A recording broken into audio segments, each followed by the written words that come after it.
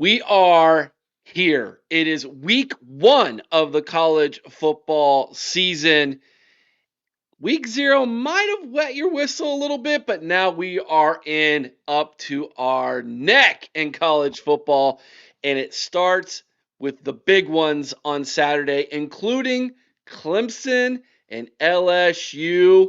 We're going to dive into that, and we've got sprinkled in some of the other good games to talk about as well next on the College Huddle.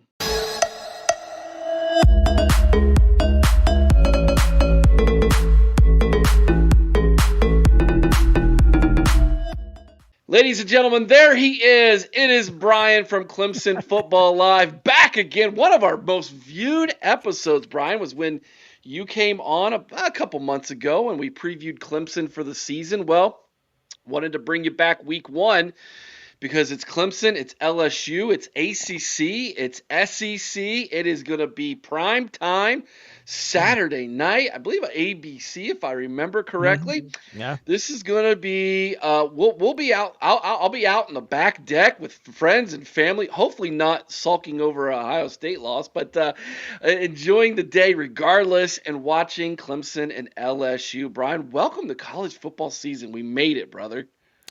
You know what? After just a boring summer, unless you're Tennessee, unless you're Tennessee, man, they couldn't catch a break. I don't think they had an off season. We made it to this point, and you know what? It's fun to talk about the season. It's fun to talk about all these different scenarios. But I'm telling you, starting Thursday with a bunch of games kicking off, the talking it's done. We'll have things to talk about, reflecting. Maybe what's going forth, but right now, oh man, I'm just tired of speculating. I'm ready to talk football, man. Let's do this. Let's talk Clemson LSU. Let's dive right into it, man. Sure. All right. Let's just start from Jump Street, man. Where are you at? Where is this fan base at this point as we record this on Tuesday night? With a couple sleeps left before the big game. Like, the confidence level in this game for Clemson right now, where are we at? Well, I mean, for me, I like to build confidence on reality. So the reality is Clemson returns the vast majority of their starters from last year on both sides of the ball. We're one of the few teams in the country who's in major college football who returns our starting quarterback. Now, on the other side of the football, it's kind of the same for LSU.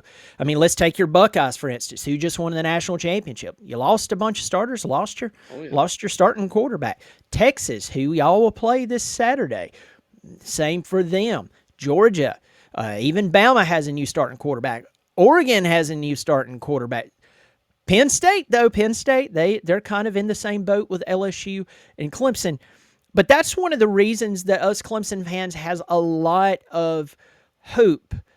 We're cautiously optimistic leading into this game. Also, the hire of Tom Allen in the offseason, one of the top defensive coordinators in the country, is now running things with a roster that is filled with talent, just ready to have the right scheme called with just the right amount of aggression. And that gives us a lot of hope. So I look forward to this game Saturday night. LSU, they're out of the SEC. They're a really good football team. They have a lot of talent. They always have a lot of talent, you know? So I'm feeling pretty good about this game. And, of course, I'll tell you what I think about the outcome before we finish here. Yeah. Absolutely. When we get done previewing all of this and getting all your thoughts, we'll get your prediction. Brian Kelly, go. You know, Brian Kelly is a guy who's won a lot of football games. A lot of us would love to have his career, and especially the money that he's made during that time coaching a game, you know, and he's done a really good job of winning a lot of ball games. But the big game has eluded him more times than not. I mean, for instance, when Clemson won the national championship with Trevor Lawrence as a true freshman, our very first round was played against Notre Dame, a Brian Kelly-led Notre Dame team. Clemson beat them something like 30-3. That Notre Dame team in 2020 joined the ACC because of everything that was going on then. They played in the ACC championship against Clemson. They got drugged. Let's talk about Notre Dame when Brian Kelly was leading them against Alabama in the 2012 national championship. They got drug. Now, LSU fans has been telling me, Eric, they're like, whoa, hold up, pal. We're different. We have more talent than Notre Dame. But go look over the past few years that Brian Kelly's been there. I mean, first off, they're 0-3 in season openers under him. Mm-hmm. Okay? Now, they are actually 0-5 for the past 5 season openers, but 2 of those are Ed Orgeron. Okay? Brian Kelly just can't seem to get over the big game. Go look over the past few years and look at the big game. So this game is in the real Death Valley with the real Tigers. They're coming up here, and I know they have a really good atmosphere down in Baton Rouge, but I just think that Brian Kelly, he's in another big game. And I'm a guy who looks at history, and I go, you know what? I believe history means something. I believe it matters. I believe you can learn a lot from it. Are you going to nail it every time, the outcome of a game or what have you? No. But I believe Brian Kelly, he has a lot more to prove this Saturday night than Dabo Swinney does. What is it about LSU that you have maybe considered or keeps you up at night, or whatever you've thought about going into this game? What is it about LSU that you think Dabo and the boys need to be aware of? I just think the physicality that they're going to bring to the table. At the end of the day, this is Tom Allen's first game. Now, I truly believe that we're going to see a way different defense, and I know we'll dive into that in just a moment. But if our offense comes out conservative, and you and I were talking about this off air, if our offense comes out conservative, it could be a long day for my Tigers because LSU is fast and they are aggressive. So let's just pay attention as Clemson fans, pay attention to their aggressiveness, and hopefully the coaching staff knows it's coming and we have a plan for it. Yeah. You also have a quarterback that can handle it. There was I was on air Sunday Night Live. We were going through our predictions on the OHIO podcast. And my prediction for Heisman Trophy winner was going to be of this year is Klubnik. And then someone says, hey, he was in a car accident. I'm like, wait, what? So right. Live on the air, this is happening, right? And so I look like a moron now because obviously it was a complete either a troll job or some kind of thing. But I digress. Talk to me about Cade Klubnik. How important is he to not only winning this game, but the success for Clemson in 2025 with that offense? And maybe talk a little bit about the play calling involved with that. Sure. This guy's about 6'2". He came in 6'1-ish, 6'2-ish, 175 pounds.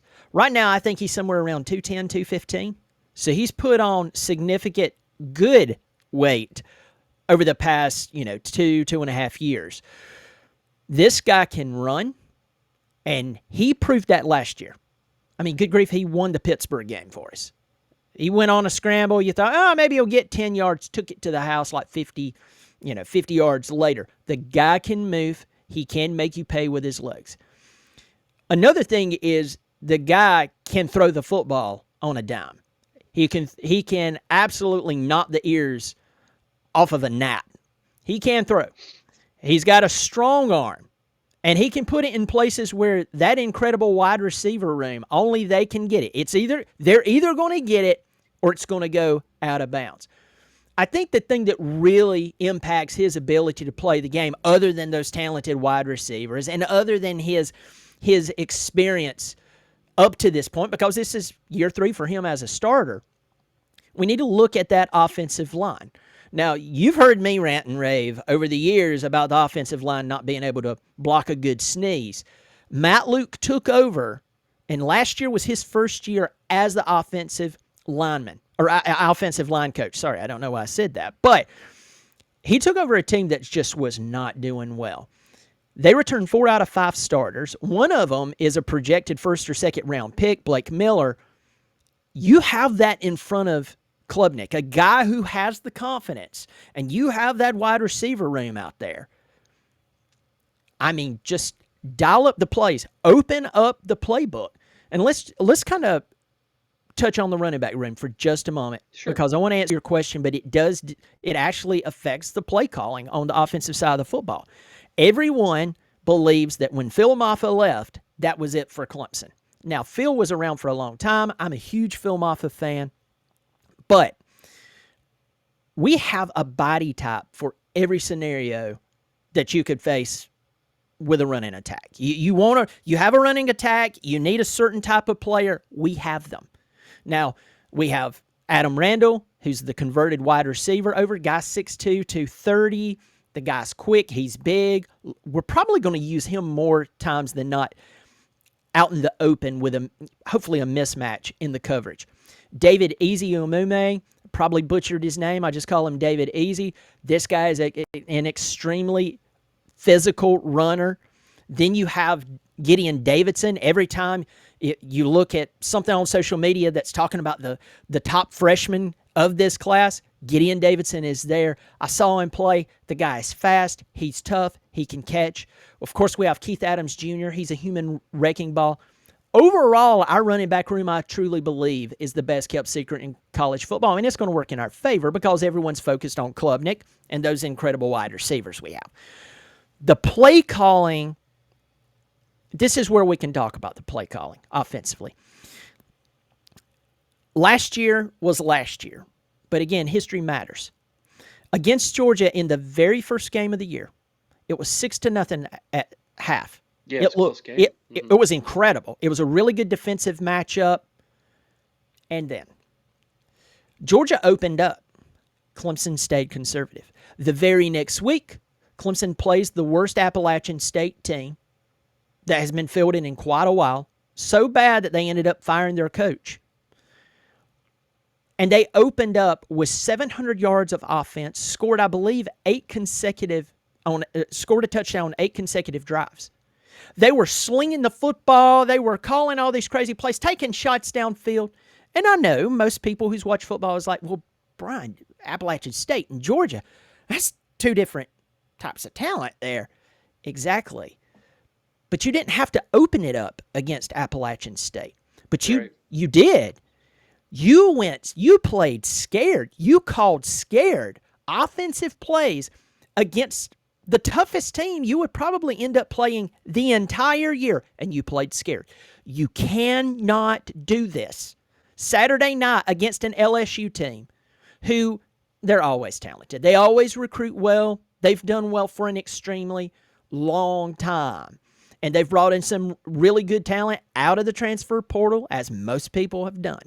So, between the experience of LSU, the speed, the aggressiveness, all of that, you cannot be conservative here on the offensive side of the ball with play calling. So, let's flip it over to the other side of the ball. Yeah. And let's talk about the defense going up against Garrett Nussmeier, along with Cade Klubnik. Sorry. An experienced quarterback, someone who's being mentioned in the Heisman as well. You got, these two quarterbacks kind of being pitted against one another in the media. What can Clemson do, or what do you anticipate Clemson doing defensively to kind of negate that? Yeah, I mean, that's a really, really good question. First of all, we can't let Nussmeier sit back there and basically pick fruit. It's just, hey, stand back there, he barely breaks the sweat. With Tom Allen, we know that he's going to bring pressure, and it's not going to be obvious all the time. I mean, I was at the spring game. Yes, a glorified spring practice, but I was at the spring game. And I'm talking about early on. A safety blitz happened so flipping fast. I'm like, holy smokes, what just happened? We're going to see intelligent aggressiveness against LSU. We know that he's going to do that. Now, let's talk about something a lot of Clemson fans probably don't want to talk about, and even some of my most faithful viewers who agree with me on basically everything. They've been asking me, they're like, Brian, you believe that this defense is going to be so much better, but Clemson had a problem tackling last year. Well, that's true. But you also have to think about that a scheme will actually set you up to be in a better place to tackle. It will also set you up to have a better opportunity of having teammates come along, and you're not the only one between you and a running back or someone out in space. That's going to happen. But last year, our defensive scheme was just not that good, and that's the reason why we have a new defensive coordinator. Tom Allen has changed the culture on the side of the football that everybody normally associates really good defensive play with Clemson. We lost that. And I'm hearing reports, and I've been hearing reports since the guy landed in Clemson, that everything has changed. The aggressiveness, the challenges, the pushing already talented players. So, we have got, and I'll go down the laundry list real quick and not give too much detail, but you can ask me about whoever you want to ask me about. Everybody knows about Peter Woods and TJ Parker. That's two names that you hear about all the time. Will Helt, of course, we got him out of Purdue. I saw him in a local mall. Dude, he looks like a Viking, and he's massive. DeMonte Capehart, he's a defensive tackle, I think over 320, 330 pounds. He's a big dude. We returned Sammy Brown. Sammy Brown, in fact, was the only guy who could tackle anyone on South Carolina's team last year, and that he was actually pulled from the game. We still don't know why, but he was pulled from the game. He was our second leading tackler last year as a true freshman. We have Wade Woodis, very talented, experienced middle linebacker. Jeremiah Alexander, we got this guy out of Alabama. He is said to be the hardest working individual that one of our coaches said he's ever seen in his entire life. If we start to move into the secondary and then some of those hybrid secondary linebacker positions, we're looking at Avion Terrell, one of the top cornerbacks in all of college football. You have Jaden Lucas on the other side, a former 5-star, high 4-star, according to whatever site you're looking at. He hasn't had the career that he probably wanted at Clemson, but this is his chance to shine. Mm-hmm. We also have Khalil Barnes, a guy who plays a hybrid position, had 4 interceptions last year as a true sophomore. As a true freshman, he was ridiculous. In fact, the main reason we beat South Carolina in 2023, he's back. You have Ashton Hampton. There was that wonderful clip of one of our cornerbacks covering a Virginia Tech player, and as he was falling, he scooped his hand in and intercepted the pass. That's Ashton Hampton. That guy can play. And we have a slew of guys who's been there for a bit, and they have real game experience. So, we have guys like Darian Mayo, who's going to show up out of nowhere on the edge, and people's going to be shocked to see him. Shaq Lawson, former Clemson, incredible player, NFL player. His brother, Jaheim Lawson, incredible on the line. They're saying he has an incredible camp. I could keep going. We have the talent. We have the man who knows how to build a strategy for a game such as this. I believe you're going to see a nice aggressiveness. I say nice, that's kind of an oxymoron. But you're going to see an aggressiveness, almost like a controlled rabid dog going in after Garrett Nussmeier, because we know they're fast, we know they're big, but so are we. Yeah. So let's talk a little bit about Tom Allen, because I know him. I have experienced him. You never, like, going into that game, when you would talk about Indiana, and we're talking about Indiana. We're not talking about Clemson. We're talking about Indiana. Okay, keep that in mind. But your main concern was, what would he do to dial it up differently than what you anticipate, that you would have to plan for, or at least adjust to on the fly, so that you could have a good game. Now he goes from playing do you remember as a kid, Brian, when we had the old wrestling figures that were all one solid piece of rubber? And they were stiff, they wouldn't move. and then the next generation of wrestling toys came out, and you could move the arms and the legs. That's essentially going from Indiana to Clemson here, okay? Like, he's 2-star, 3-star to 4-star, 5 stars. Yeah. I expect the Clemson defensively is going to look and feel very differently. So I'm not shocked at all that you got excited about a safety blitz in a spring game when he was taking 2- and 3-star Indiana kids and having offensive coordinators pull their hair out in the Big Ten. So this is going to be a lot of fun to watch. I think personally, tell me if you think I'm wrong. Hmm. I think Clemson has the advantage at almost every, if you just look at every matchup, I think Clemson's got the advantage at almost every single matchup in this game. I really do. I don't think there's a place where Clemson's so weak that you're like, oh yeah, LSU's definitely got the advantage there. Am I wrong? I think that LSU, if they were in a different conference, now of course LSU is extremely talented, but I believe that if they were not in the SEC, I will even go as far as, let's say, well, the other option would be the Big Ten. Since the Mm-hmm. Big Ten is from sea to shining sea. The thing is I think that LSU has that SEC vibe to it, and they get some extra points because of Yes, that. I agree. I thought you They were going to go the other way with this, and I was going to be like, no, no, no, not no, no, no. no they get some extra point. They get I some extra agree. points there. They have a lot of talent, but to quote Steve Spurrier. And I mean, for a Clemson fan to quote Steve Spurrier, it has to be good. He said something along the lines that, you can have some really good ball players and still not win. And he infamously said, LSU fans should know that. And so LSU has had a lot of talent for a very, very long time. Mm-hmm. For me, it comes back to a lot of our players are legitimate. I mean, they have Jack Plyburn, they have Harold Perkins on the defense. Switch over to the offense, man. They have a lot of talent. I think that we match up quite well. I Mm-hmm. really, really do. I think so, you do too. I just think that I would take Cade Klubnik over Garrett Nussmeier. Mm-hmm. I would. I don't believe that Nussmeier is bad at all and that he's not a good quarterback. I'm not saying that, but there has been a character development with Cade Klubnik that a lot of people doesn't realize that happened. I'm not saying he was a bad person before. I'm saying the guy came out of 6A Texas football, 45-0. Now think about that. 6A Texas football at Westlake, 45-0.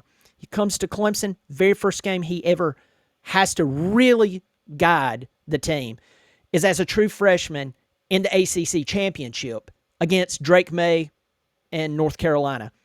And he becomes the MVP of the ACC championship. I mean, think about that. Then after that, the infamous, terrible 2023 season happened. Most people fold like a lawn chair. They hit the transfer portal. They run. He didn't. People in the Clemson community were smacking him around. Yeah, he didn't flinch. He didn't throw his coaches, who he could and probably should have thrown under the bus at times. This guy's much more than a guy who's gained weight and he's in a good way and he has some experience. I think the whole package has changed for Cade Klubnik. So, yeah, I feel like we definitely have the edge there. And I just think across the board, it's going to come down to coaching because a lot of these guys are evenly matched. I think that we win at some positions where maybe they don't. I think that our defensive line's a lot more talented than what those SEC fans want to admit. But they'll find out Saturday night, especially with a defensive coordinator, as you said, was giving fits to teams like Ohio State with two-star guys. Yeah, 100%. Um, I'm gonna do a little bit of go back a season, do a little history lesson here with you, and then we're gonna do our Yeah, predictions. sure. September 1st, 2024, USC LSU. Mm. USC last year was 7-5 or 7-6. I can't remember, something like Yeah. that. So either 8-5 or 7-6, something like that. Mm. Not good. Yeah. Nothing to USC, nothing to write home about. No. USC beat LSU 27-20 start season last year. Hmm. Just want to remind everybody about that. LSU, and another game that I think that we can draw some comparisons to. Alabama. Did Alabama go to the college football playoff last year? I can't Nope. remember. Oh, okay. Nope. Thanks for reminding me. Do you remember what the score of that game was against Alabama? No, I don't, but I'm pretty sure I know that Alabama. 42-13, bro. Yeah. Yeah. Yeah. That was a butt whooping Bama gave LSU. By the way, LSU, they ended up playing what was the other bad loss they had? It was the other team from Texas, A&M, Hmm. 38 to 23. Yeah. And that wasn't a great that was an A&M team with a first year coach. He lost twice to first year coaches in his own conference. That's a cardinal sin. Yeah. LSU to me is a ton of hype. They get a lot of hype Mm. because of where they're at, because of the conference they're in. And I'm actually rooting for Clemson, not just because I can't stand um, Brian Kelly. I think he's a trash human being, but I think LSU is unfairly ranked in the top 10. Mm. I do. You know what? I don't want to go down another path here because I Sure, know we have limited time, we can do it if you want. We got a couple minutes. Go for it. but I mean, I want you to think about this. And this even plays into my Clemson's team, their favor, right? So I mentioned a little earlier, Penn State, LSU, Hmm. Clemson, Baylor. Baylor. I know Baylor's not like those first three teams I just named out, but they're a major college football team. They return a lot of their talent, including their starting quarterback, and that's the same for the other teams I named out. I think that it is actually working in Clemson and LSU and Penn State's favor that Texas has lost a lot of talent or a lot of experienced talent. That's the key. Experienced talent. I didn't say complete talent. They recruit Right. unbelievable. Y'all recruit outrageously well. But would you feel better about this season if you had that same team with all that experience from last year playing this year? 100%. Sure, of course. Anyone would. I mean, trust me, I'm still shell shocked from having Trevor Lawrence and Deshaun Watson there, and then the past 4 years and things not being well what it was. I think that these other teams, major teams, having new starting quarterbacks and or losing a lot of talent on one side of the ball or across the entire team, experienced talent, starters. I think that works in LSU's favor and why they're ranked higher. That's working in our favor and why we're ranked higher. I admit it. And look, if we end up holding the trophy at the end of the year, and I'm not predicting that, hey, I'll take it. I mean, a national championship's a national championship, but it is working in LSU's favor because I think a lot of people they really don't want to admit that this LSU team, this is just another really talented LSU team that I just don't know if the sidelines is going to get them to that next place. So It's good. That's good. That's fair. That's fair. All right. So let's go ahead and we'll take. Whoops. I don't have that graphic just right. I don't have you up on the graphic yet, Brian. What was I doing? I was so enamored by uh, your pep talk there, Brian, that I just was like, forget it. We'll just. There yeah, we let's go. get That's to it. better. That's There we better. go. There's your smiling face. Yeah. All right. We'll take LSU Clemson first since we've been talking about it the entire time. 3.5 is the over under there for Clemson. I They're take. getting. Are Go you ahead. going go? No, go. You're the guest. I'm going to give you the first go around here. I take Clemson with the over. That I am as well. Okay. By the way, I went 3-2 against the spread last week. My guest went 1-5. So, Uh, yeah. So you're on. You're on. You got to for the guest. You got to make up the ground here, Brian, because I'm up 1-0. So yeah, I'm with you. And oh, by the way, if we agree on all the first four, I will automatically go against you on the fifth to make it fun. How about that? all right, all right. That's a deal. Already, there's one game that I'm looking at, and I have absolutely no clue. Yeah.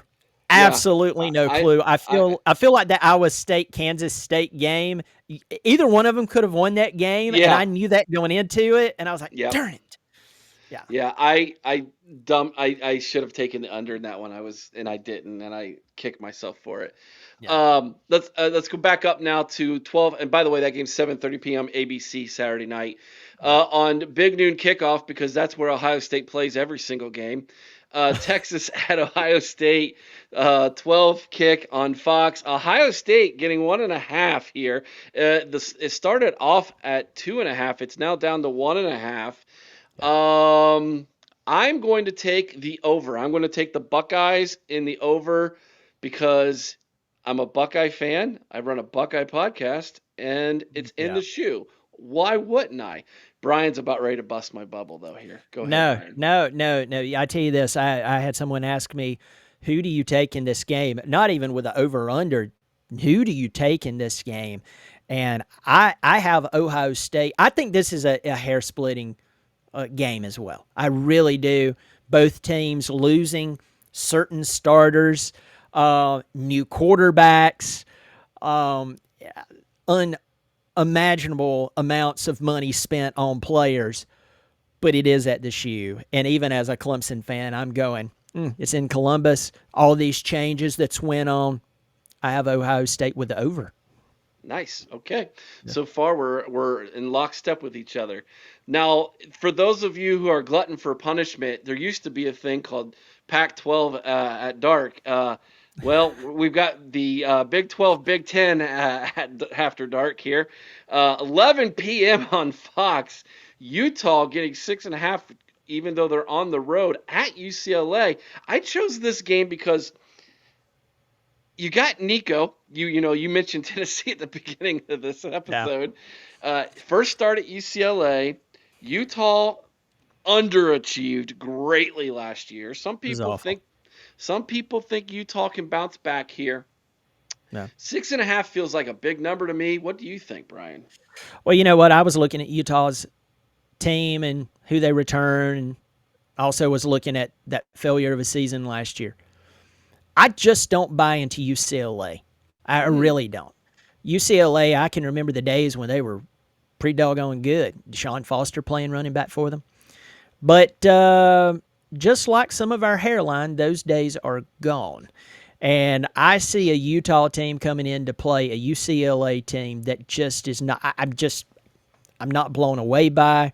I see Utah not only winning this game, but I see them going over 6.5. Ooh, okay.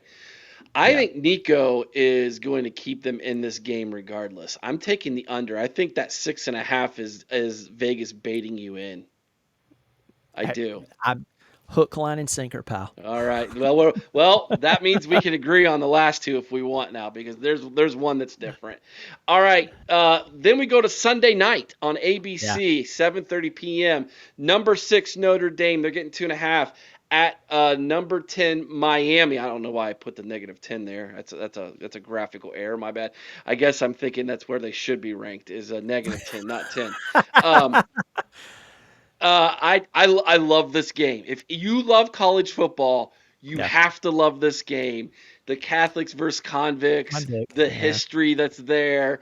It's gonna be down in Miami and Hard Rock. You've got, I mean, just the storylines is so good.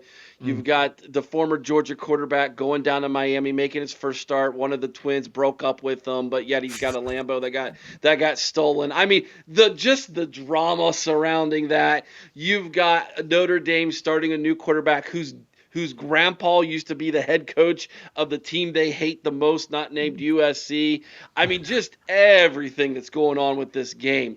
Notre Dame, 2.5. I'm taking the Irish and taking the over in this one. I think they get it done by at least 4 or 5, maybe 6 points.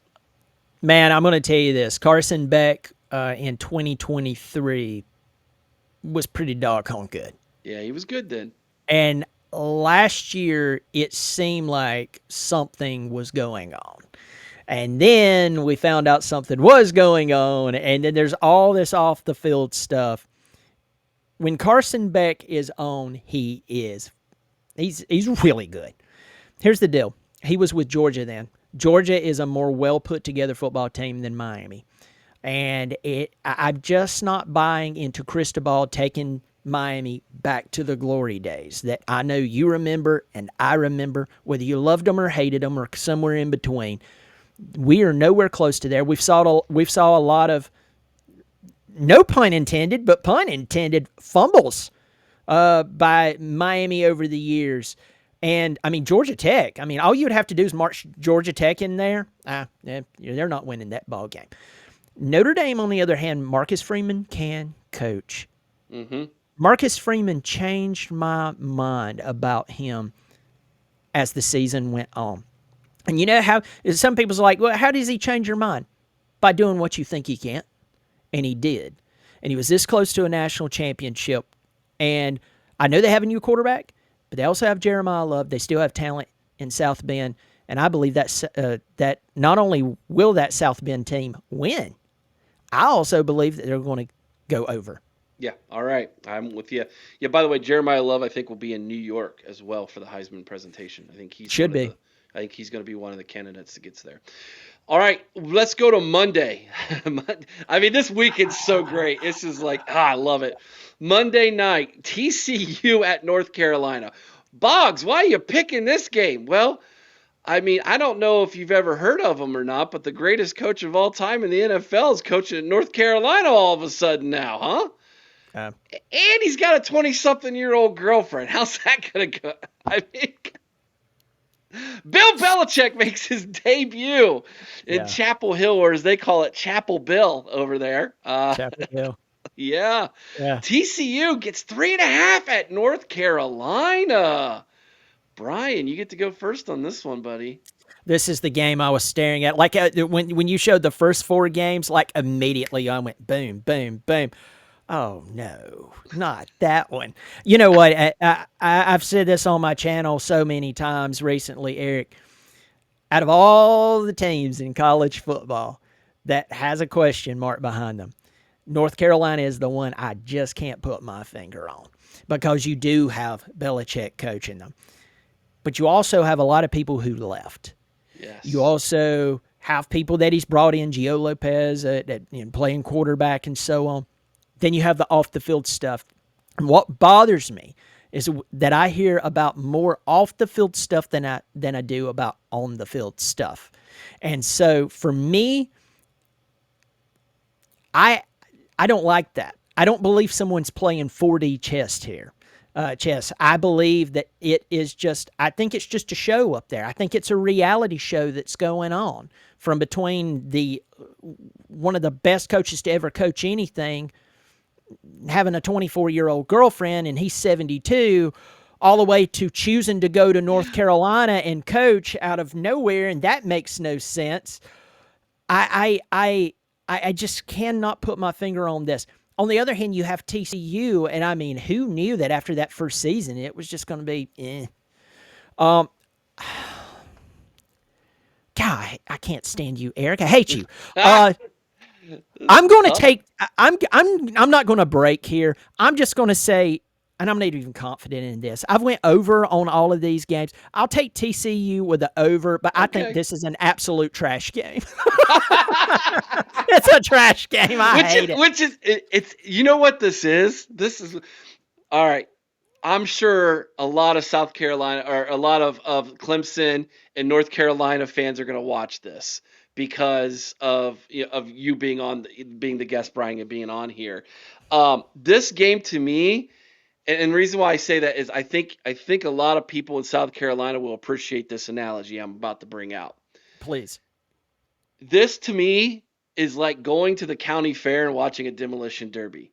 You know you shouldn't like it, but there's something so fun about it. You can't help it. Your inner redneck comes out and you're like, hell yeah, let's go. Let's do this. Yeah. It's like you see the one car nail the other car and you're like, oh no, that guy could be dead. And as soon as that guy gets out of the car that you think is dead, you're like, that was awesome. Yes. You know, that's this game. That's what this is, man. This is you can't look away. You're like, and for that alone, give me North Carolina. I'll lay the points, man. I want to see this so bad.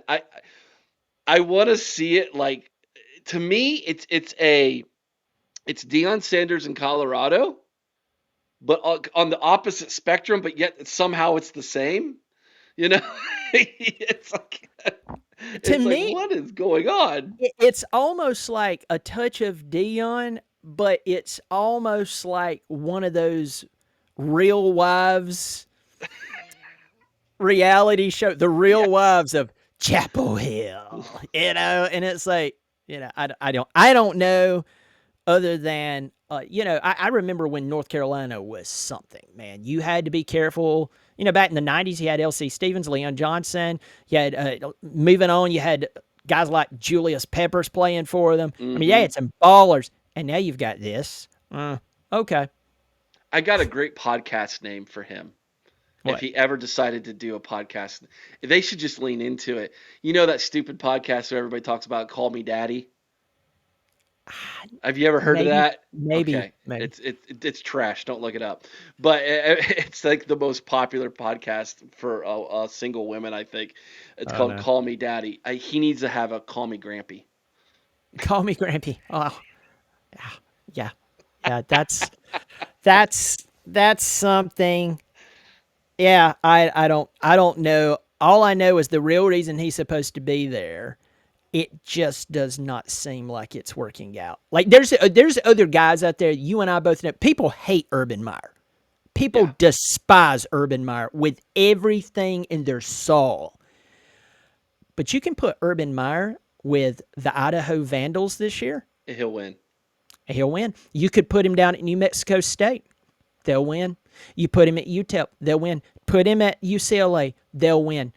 And God truly forbid you put him with a really good football team like Ohio State or Florida. He will absolutely embarrass you. So it's just this doesn't make sense to me. But hey, Bill Belichick's made a ton of money. He's had a ton of success, and it may be good for their school for whatever reason, but for the football reason, I'm just not seeing it. Excellent. All right, reiterate, Brian and I both took the over for Ohio State and Clemson and Notre Dame. Brian went over Utah, I went under, and you went over TCU, I went under. So there are two games that are difference between us. This is going to be a lot of fun to check it out. And like I said, I'm 3-2 against the spread this year. So congratulations. That I'm at least on the winning side for 1 week. That's what matters to me, man. That's what I'm aiming for. This has been so much fun, Brian. I appreciate you so much. Tell everybody once again. And hey, tell everybody about your new podcast as well. Yeah, I know. Like the world needed another one, and that's exactly why I named it Another College Football Podcast. So I'm previewing teams. I'm talking about, college football as a whole. Of course, you can find me on my channel, Clemson Football Live. You can find both of these on YouTube. Stop in there, say hello. Hopefully you'll subscribe, pass it along to people because they love college football, or maybe they just want to punch me in the face. So whatever reason, just make sure you subscribe before you punch me in the face. Beautiful. Yeah, go check that out, everybody. If you can't remember where to go to the College Huddle, ACC, Clemson. You'll find Clemson Football Live there. You can find his YouTube channel and everything. And yes, please go subscribe. And if you're from Brian's channel, thank you so much for coming over here to the College Huddle. Please consider subscribing and punching me in the face as well. We would appreciate that. Dude, if they punch me and they're Clemson fans punching a Clemson fan, I can only imagine what they'll do to a Buckeye. Well, we punch back, just so you know. Fair warning. Do you know how I punch back on my fan base who thinks I'm crazy?